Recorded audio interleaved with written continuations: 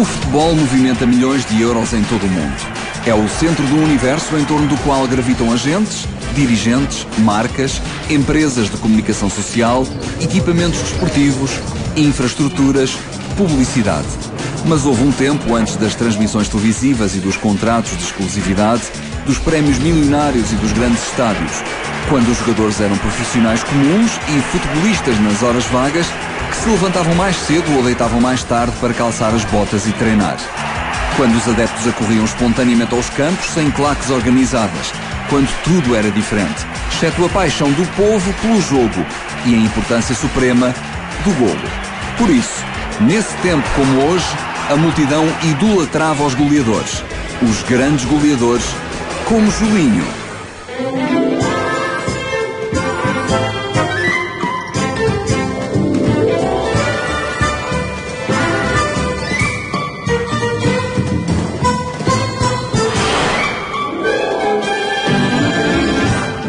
No bilhete de identidade chama-se Júlio Correia da Silva, mas para o futebol ficou o nome de guerra Julinho. Dominou as áreas adversárias entre os anos 40 e 50 e a marca de 272 golos faz dele ainda hoje um dos melhores marcadores de sempre do Sport Lisboa e Benfica. Pelo invulgar sentido de oportunidade, espírito batalhador e capacidade de resolver os desafios mais decisivos, terá sempre lugar garantido na história do futebol português. Julinho nasceu em Ramalde, no Porto, em 1919. Enquanto o mundo ainda sarava as feridas da guerra e a Primeira República caminhava rapidamente para o fim, Júlio já se recriava com a bola nas ruas do bairro natal. Nos anos seguintes, o Ocidente estremece com o crash da Bolsa e Portugal é apresentado ao Estado Novo. Num pequeno mundo à parte despontava uma nova promessa para o futebol, primeiro no Boa Vista, depois no Académico do Porto. Também eu comecei a jogar no futebol no Boa Vista, aos 14 anos, que antigamente, no meu tempo, havia os infantis, chamados infantis, que eram dos 14 aos 16 anos. E passei para o Académico do Porto e o Académico do Porto é campeão distrital. Tenho um currículo dentro deste aspecto muito bom, isso, modéstia à parte, não é? Muito bom, porque todos os jogos que eu ia para um clube ganhava o campeonato. Durante a semana, Julinho é operário numa fábrica de tapetes. Ao domingo, no futebol, é um amuleto de boa sorte. Rapidamente começa a despertar a cobiça dos grandes. O Futebol Clube do Porto é a paragem mais próxima no mapa, mas o Benfica tem um homem sombra na região. Necas Maneta, especialista em desviar talentos do norte para Lisboa. Para já para o clube, assim como trouxe o Chico Ferreira antes, não é? Então disse-me para eu posso vir a Lisboa, não é? À experiência, uma semana à experiência, não é? E eu então, assim foi, eu fui e fui pedir ao patrão uma semana, não disse para o que era, não é? Que tinha uma pessoa de família, menti, naquela altura, menti que tinha uma pessoa de família assim, que estava muito doente, não é? E precisa lá estar uns dias, se problema autorizado, a senhora vai-se embora, pronto, e assim foi. Venho para o Benfica, venho fazer os treinos ao Benfica para a experiência. O Porto andava atrás de mim e eu neguei-me sempre. Portanto, em uma ocasião apareceu-me lá à volta quase da meia-noite, estão lá à porta hoje, e eram os dois tipos de Porto, não é? A ver, para me convencer, não, vai saber para embora daqui para fora, está bem? Tipo, corri com eles e não quis. Pronto, que eu tinha já dado a minha palavra de honra, não é? Ou Necas Manetas que ia para o Benfica. Quando dou a minha palavra de honra é para cumprir a minha palavra de honra. Então o Futebol Clube do Porto tentou fazer tudo para que o Julinho não viesse para o Benfica, temendo que ele depois tivesse o sucesso que teve o Chico Ferreira. E há polémica, há polémica, essa polémica é visível na imprensa desportiva que havia no Porto. Há até um artigo em que se diz em que se critica os clubes do Norte que estão a ceder jogadores para o Benfica. A imprensa nortenha não perdoa aos clubes da região estar a ceder jogadores ao Benfica. E o patrão de Julinho também não. Quando o avançado regressa ao Porto e comunica que vai assinar em breve pelo Benfica, o coração azul e branco do patrão não perdoa e despede-o na hora. Coisas da vida. Julinho não guarda ressentimentos. Ia jogar para o Benfica, aquilo tudo, e ele imediatamente até me despediu. Disse, senhora, muito bem, vamos, olha, muito boa tarde, muita saúde, e assim foi. E eu então vim para Lisboa.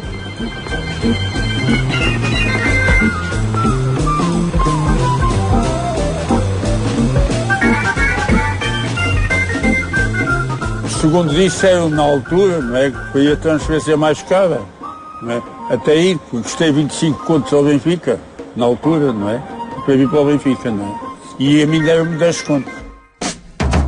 Homem de palavra, Julinho estreia-se de águia ao peito a 11 de outubro de 1942 frente ao Atlético.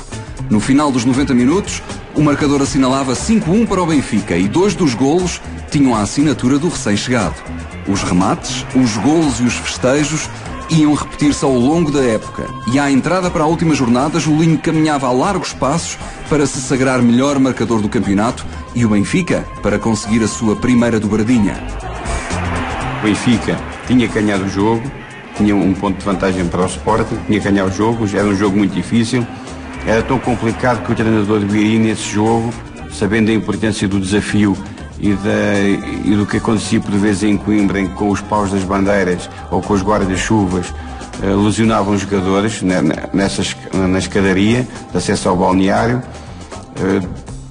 Disse aos jogadores para não irem ao balneário. No intervalo foram para um extremo do campo que dá para a mata de Santa Cruz e não foram ao balneário. Eu disse que foi um jogo fantástico e depois os jogadores foram recebidos em apoteose em Lisboa. Mas houve manifestações, os jogadores contam que durante toda a viagem de Coimbra para Lisboa de comboio havia pessoas nas estações que sabiam que passava lá a comitiva do Benfica ou com bancas ao Benfica e muitos benfiquistas foram manifestar-se a favor dos jogadores e isso foi um campeonato muito importante na história do Benfica. Quando chegámos a Lisboa, o Rocino sequer não cabia lá uma palha. Estava tudo cheio de sócios do Benfica. E eu pelo menos, nem sequer pus os pés no chão. Ao sair do comboio, pegaram a minha aos ombros e levaram-me, deram uma volta ao Rocio e depois do Rocio levaram-me para o Jardim Regedor para a sede. Não é? E então aí é que nós fazemos a festa. E a festa foi toda dentro do Rocio, não é? Eu tenho lá uma fotografia que está lá, o Rocio está completamente cheio. Eu para me ver tive que pôr um pontinho para saber onde estou. E depois do campeonato, o Benfica ainda ganhou a taça. Porque fez uma campanha muito boa, chegou à final com a vitória de Setúbal, venceu 5-1 e conseguiu pela primeira vez uma dobradinha. Foi um final de temporada fantástico para os encarnados. Pela primeira vez na história, o Benfica vence o campeonato e a taça. Julinho faz 37 golos e é o artilheiro do clube logo na primeira época. É um jogador já com muita experiência, ou pelo menos com alguma experiência nos campeonatos da Associação de Futebol do Porto, no Regional do Porto, e mesmo com experiência na primeira divisão, que veio para o Benfica, digamos que no tempo certo, porque o Espírito Santo, que era um avançado centro, tinha adoecido, e ele vem para o Benfica, vem ocupar o lugar do avançado centro, e a categoria dele e a eficácia dele era tão boa que depois, quando o Espírito Santo recuperou, o Espírito Santo já não foi para avançado centro, foi para extremo direito. Sem dúvida nenhuma, Julinho terá sido naturalmente, dentro do Benfica, um goleador. Julinho era fundamentalmente um jogador popular, um jogador que se batia, corria, saltava, dava ao corpo e marcava golos de toda a maneira e todo feitio. Inequivocamente um grande goleador do Benfica e do futebol português. Eu acho que o Julinho era um jogador com o cheiro do golo, com a intuição do golo. Foi um grande rematador, um jogador, como digo, muito elegante e ao mesmo tempo cosnica. Os adeptos estavam sempre à espera que de um momento para o outro, com uma bola perto da área, que o Julinho marcasse um golo. Até era um jogador muito acarinhado pelos benfiquistas. Era um jogador batalhador que entusiasmava o público e o público gostava dele porque via que ele corria, saltava e tal, se batia pela posse da bola, não é? E isso é que era importante, naquela altura ajudava bastante. Ele era um excelente jogador, um jogador que faria falta ao Benfica atualmente na grande área. Isso com certeza que faria. Tinha umas características, como disse, de intuição, combativo, pontapé potente, sentido de colocação. Portanto, era um jogador com uma estrutura física e técnica diferente dos outros, mas com resultados práticos idênticos a um jogador cheio de estilo ou cheio de elegância como foi o José Águas. E com esta particularidade, não é de menos. Ele marcou mais golos do que os jogos que fez. Ou seja, tem uma média de 1 ponto qualquer coisa por jogo, o que é verdadeiramente notável. Julinho marcava com a regularidade de um operário do golo. Nos jogos a feijões, nos jogos decisivos, nos jogos que ninguém há de esquecer. A 7 de fevereiro de 1943, o Benfica recebe o Porto e o avançado está no olho do furacão. Nenhum adepto portista esquecerá ainda que Julinho preferira a camisola encarnada à azul e branca. Mas em futebol, as respostas são dadas dentro do campo e a resposta neste caso ficaria para a história. 12-2. A maior vitória de sempre do Benfica sobre o Futebol Clube do Porto. Julinho marcou 4 golos, ou talvez mais. Com o preço de 4 golos, não foi? Ou 4 ou 5. Foi um jogo extraordinário, evidentemente, pá. Nesse jogo 12-2 o Julinho marcou 4 golos. Aliás, ele marcou mais, mas o árbitro só consentiu que eu ficasse com 4 golos na ficha de jogo e é com 4 golos que ele ficou para a história. O Julinho meteu 6 golos. Se não me foge a memória, meteu 6 golos, o Julinho. A mim deram 4 golos e fiz 5. 5 ou 6. Agora já não me ocorre bem. Mas eles só me deram 4, não é? Portanto, isto naquela altura até me podiam dar 2 ou 1, que eu estava com uma outra que eu queria que o Benfica ganhasse. Os anos 40 são de total hegemonia dos clubes de Lisboa.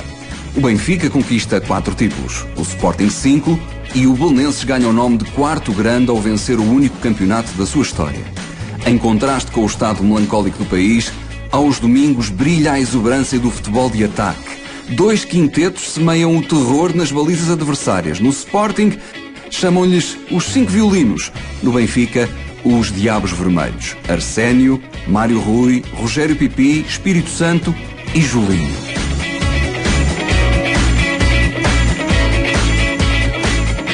Esse título dos 5 Diabos Vermelhos foi Tavares da Silva, assim como deu ao Sporting os 5 violinos. O Tavares da Silva, esse é que inventou isso. E é que pôs isso nos jornais. Os Diabos Vermelhos era essa raça que eles tinham. À sua conta, sua deles, deste quinteto de excelentes jogadores do Benfica, apontaram quase 600 golos em competições oficiais pelo nosso clube, que é uma coisa absolutamente extraordinária, sendo que evidentemente o futebol era muito mais ofensivo nessa altura. O adepto atual está habituado ao 4-4-2 ou ao 4-3-3. Mas no tempo de Julinho, Benfica e Sporting subiam ao relevado para se defrontar com outro sistema tático. O 2-3-5. 2 defesas, 3 médios, 5 avançados. Os confrontos diretos entre os velhos rivais eram, portanto, impróprios para cardíacos.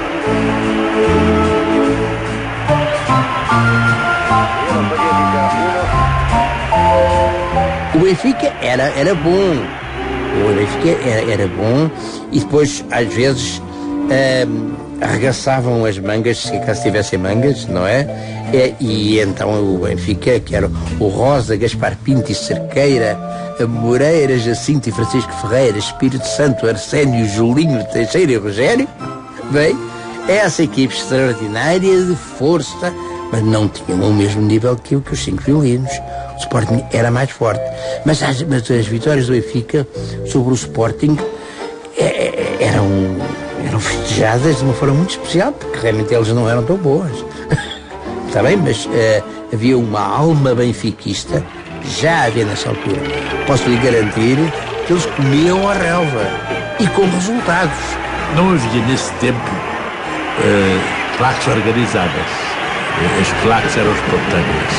Quer dizer, os associados ou adeptos de um clube que assistiam às grandes partidas explodiam para aplaudir e para incitar os jogadores de uma forma espontânea, parecia organizada, mas não era. Não havia, era mais, havia, desculpem a expressão, não é saudosismo,